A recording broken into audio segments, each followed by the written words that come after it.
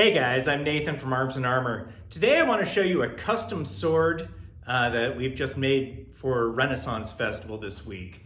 So all year long we're working hard on orders that people have placed. Right now we're still doing that, but we also give the guys a little creative space to make some custom pieces to sell at Renaissance Festival. Part to keep up morale, part to keep the creative juices flowing, and part because it's where we got our start initially. So this sword is something we're calling a Venetian pirate sword, which is a little arbitrary, but I'll give you its history here. This is essentially a version of our Caliano sword that's been shortened to be used more easily in one hand. So this has 32-inch blade. It's just under 3 pounds overall. You can see it's got the iconic Venetian cat's head pommel, which later became an iconic part of sciavoni, or the sciavona, right? An Italian broadsword, essentially, basket-hilted broadsword.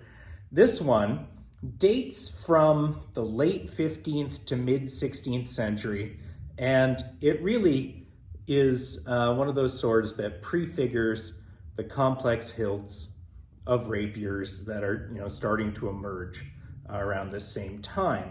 It has this beautiful wrapped grip, and the blade is hexagonal sectioned, right? So you can see how the center is flat, and then it has these bevels that come out, giving it a 6-sided shape. Now this sword has very substantial distal taper from a 1/4 inch up here down to, what is essentially a piece of paper down here at the end. Still, it remains nice and stiff. It has this highly evocative diamond shaped point, which was really at the beginning of the Renaissance, this kind of nod to classical forms that the Italians were all about at that time. Now, the context of this sword is pretty interesting because starting in about the 1480s, a little bit earlier even, 1460s, right up through the middle of the 16th century, there are a series of conflicts throughout the Adriatic involving Venice, the Ottoman Empire, and then all of the small kingdoms between them, right? So Venice is on the east coast of Italy, northern Italy, which means that just across the Adriatic, you have places like Serbia, Hungary, Albania, that were all these smaller independent kingdoms. Now, the Ottomans were coming through and trying to expand their empire by taking over all of those countries along the and around the Adriatic.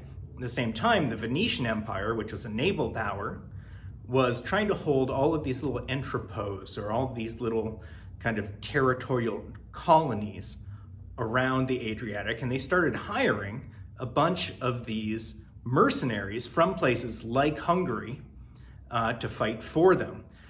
This is the kind of sword that many of them would have used. Right? So there are tons of examples of these in Venice. So in the Doge's palace, they're just big fans of these. The original that we used to base the Caliano sword on is actually in Istanbul, where it was either captured or someone thought it was a great sword and adopted it there.